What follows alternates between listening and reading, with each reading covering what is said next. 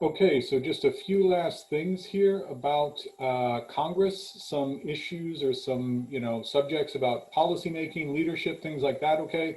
Uh, the filibuster in the Senate, that is a rule, it's kind of a technicality that for various reasons, largely because the Senate is supposed to be, again, a somewhat more august body, it's considered a little bit undignified to just shut people down if they're debating. So there's sort of a loophole there where a senator can filibuster and they can just keep talking in an attempt to get somebody to withdraw a bill because other people may feel like, listen, Congress has too many other things to do, or the Senate has too many other things to do for us to sit here and let you continue to filibuster and nothing gets done, okay? What that effectively does, because you can end a filibuster with a 60 vote majority. So what that effectively does is take a body that is already pretty undemocratic, the Senate, because representation there is by state, not by population, not by actual people, and it basically creates a supermajority requirement in the Senate to actually get a bill through. Both parties have traditionally been reluctant to get rid of the filibuster because they like to use it when they are in the minority. Obviously, the filibuster is something that the party who does not have a majority tends to use to try to stop legislation. Sometimes it might be just an individual senator. A bill might be disadvantageous for his or her state, so they may filibuster to get it to stop, okay, to try to, again, get somebody to withdraw the legislation so they can move on to something different, or to add an amendment that might be, more what they're looking for, okay? So filibusters are a thing. There is some discussion right now about eliminating it, perhaps temporarily, perhaps long term. It hasn't happened yet. It's an interesting discussion, though. It would make it obviously a lot easier to get things through the Senate. And in a situation like we have right now, where there's a clear Democratic majority in the House, but the Senate is effectively tied 50-50, it makes it very difficult if you're going to have the filibuster, because again, you effectively then need 60 votes. You need 10 Republicans to vote with the Democrats. If you get rid of it, you might only need one or two. And of course, the vice president is the president of the Senate and can vote in tiebreakers. So we'll see what happens, but the filibuster, it exists, it has existed.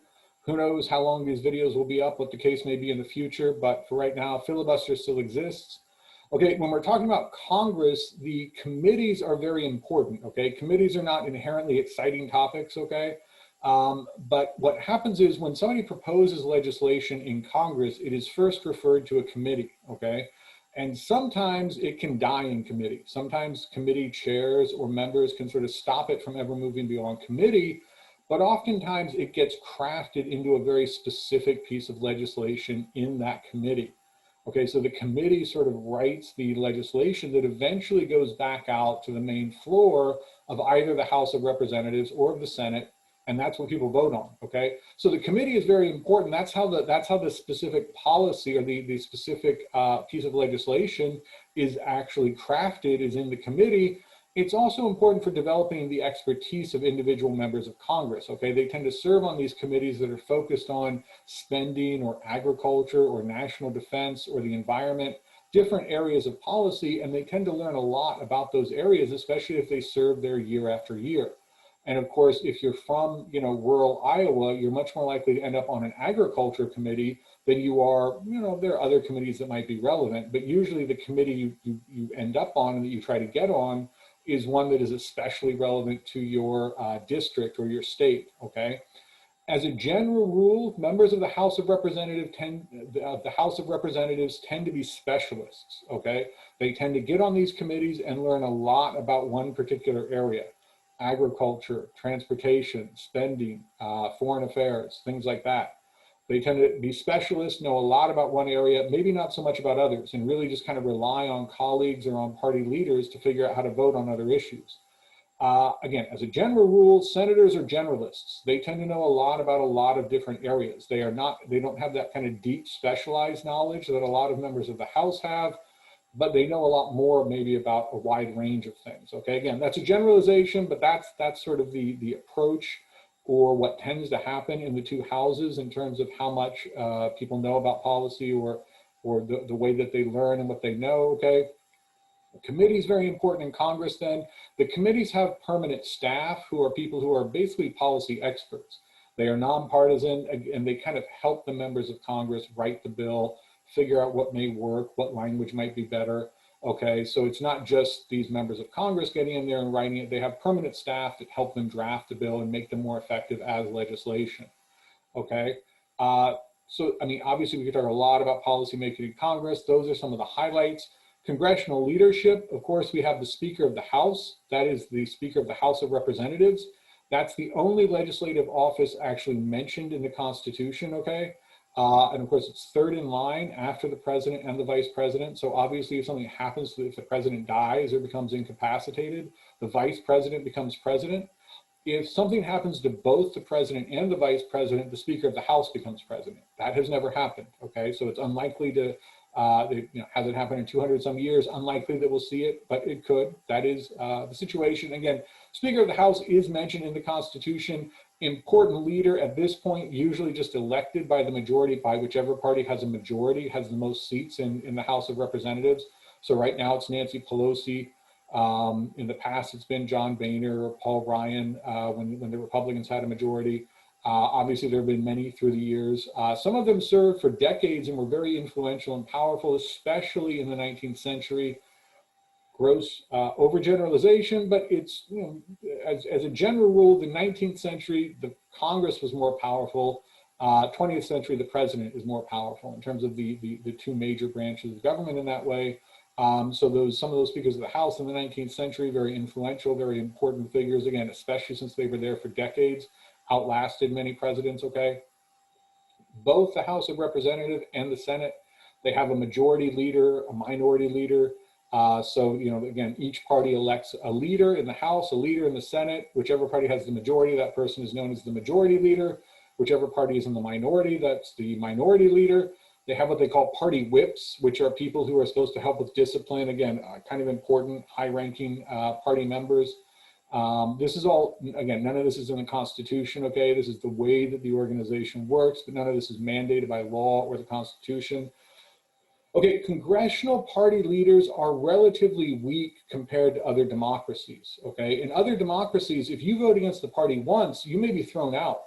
It may trigger an election, actually. So in some democracies, a party wins an election, and it's just assumed that all the members of the party will vote with them. And if they don't, they can end up triggering a new election, or they can be thrown out of the party. The party may not support them in the next election, okay? Of course, by design, the United States Congress is not that way, right? Every member of Congress represents a particular geographic area, either a district or a state. And what members of Congress really need to worry about to get reelected are their voters, their constituents back in their home district or in their home state, not necessarily party leaders, okay? So ultimately, the party leader, House, Senate, wherever it is, they are relatively weak. If a member of their party in Congress votes against what the party leaders want, they can't really do anything, and they're not going to do anything. They're not going to refuse to support that person in the next election. If they vote against them all the time, then they might. But on key votes, and sometimes we've had that, right? Bill Clinton tried to get a very ambitious healthcare reform through Congress. He proposed it. Congress debated it. It was very unpopular. Members of his own party voted against it. That's why it didn't become law. George W. Bush tried to do that with immigration reform. His own party, members of his party, the Republican Party, had a majority in Congress, but this immigration reform he wanted was unpopular with his own party, so they voted against it.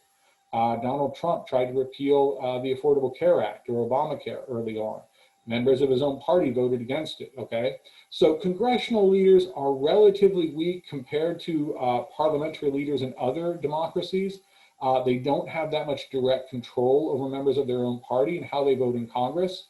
They have become stronger in recent years, the past 30 years, past 20 years, especially the past 10 years maybe, because polarization has become stronger. And in some ways, some of these things have become more national so that these regional differences matter a little bit less. And as people become more polarized and as they tend to view politics through more of a national lens, maybe if you're voting for a Republican or a Democrat, you expect that person to vote, the way that the party does overall. And some of those differences may be less significant than they were in the 1960s or the 1980s.